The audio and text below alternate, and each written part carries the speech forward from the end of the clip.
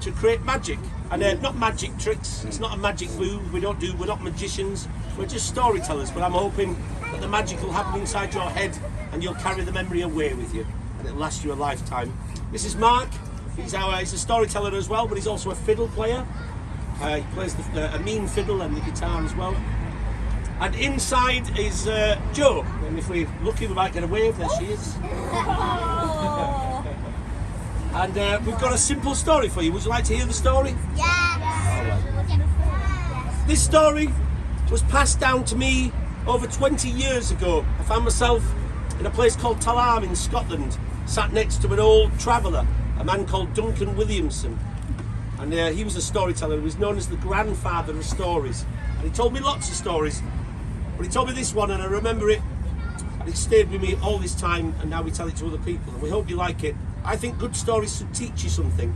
And this story is definitely a lesson. You'll learn something that you never knew before. About something that you've probably seen 1,000 times. And the story goes something like this.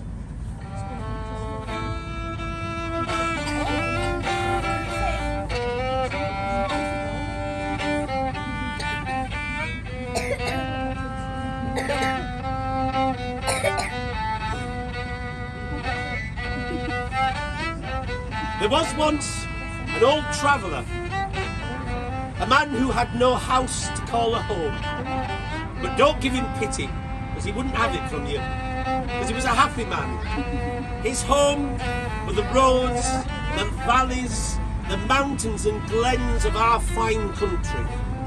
And he spent his life going north, south, east and west. He didn't just know the roads, he didn't just know the valleys and glens, he also knew about the seasons. He knew about the freshness of spring, the warmth of summer, the smells of autumn, and the cold bite of winter. And it's winter where this story takes place. As the man was travelling north, he knew that the winter that was coming was going to be so harsh, it would be dangerous to stay out on the road. And so he decided that he would travel to a nearby town, and there he would ask for shelter through the long winter months. He would come out in spring safe. Well, the shortest journey to the nearby town was through a woodland that he'd never walked through before, and so he set off early. He set off walking through the trees, but this being winter time, the days were short. By the middle of the day, the man realised he was lost. He'd been walking round and round in circles. Was desperate to find himself, he hurried on, but he couldn't find the way. And eventually, the sun started to set. It started to get dark in the woodlands. But not just dark, the cold started to come in. Even his great big travelling coat wasn't keeping him warm. And so he had a decision to make. Should he stumble through the trees in the darkness and risk falling? Or should he sit down, light himself a fire, try and keep that fire going until the sun came up the next morning? Surely he would be safe, and that's the decision he made, you see. He found himself a great big tree. He dragged out all the leaves from autumn that were wet, and he set his back against the tree. He gathered together dry wood from the woodland floor, set to make a fire. Well, fires need three things. Fires need fuel, fires need spark, and fires, just like you and I, need to breathe, they need air. And so he piled up the wood, he put spark to the wood, and he started to breathe on the fire. He gave life to it, you see. When the fire was blazing, he knew all he had to do was keep feeding that fire until the sun came up and all would be well. And so, comforted by the warmth of that fire, he decided to have some food. He put his hand in his bag and he pulled out some bread and some old berries from the brambles. And he was just about to eat that food when up in the trees he heard a little sound. Up in the branches there was a small brown bird. That brown bird was damp, his belly was empty, and so he tried to entice it down to feed from his hand.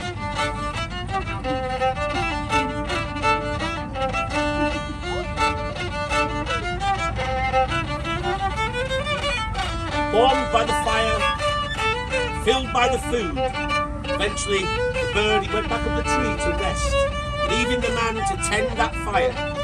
All he had to do was stay awake, feed it, till the sun came up and all would be well. But the problem was that man had walked so far that day, he was so tired, The heat of the fire was making him drowsy and he started to fall to sleep.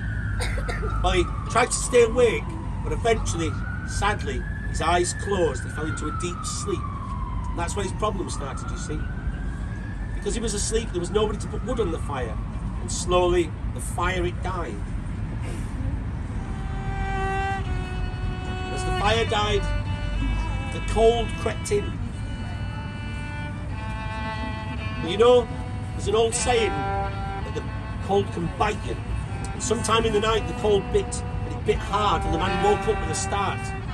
But I don't know how long he'd been sat there, cross-legged, crossed-armed, but he'd been sat there long enough for the cold to stiffen his limbs.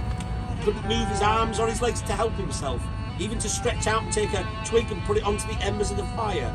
And then a sad thought came over the man. He thought, you know, I've lived a long life. I've travelled many a road that some people will never see in their lives. They're not brave enough. And for me to die here, alone in the middle of winter, in this forest, with nobody for company, well, that's a sad end to my life. And just as the grief gripped over him, suddenly there was hope. Up in the tree there was a small sound. Down came that small brown bird, the same bird he'd helped earlier that day. Well, I told you fires need three things: fuel, spark and air, and it's air that the bird gave it. It flapped its wings, and the air from its wings touched the embers of the fire, and they started to glow. It flapped its wings even harder, closer to the fire, and up came a flame that warmed the man's hands. When he could stretch out, they took a twig, and one by one, the bird ever flapping, they started to rekindle that fire until it was blazing.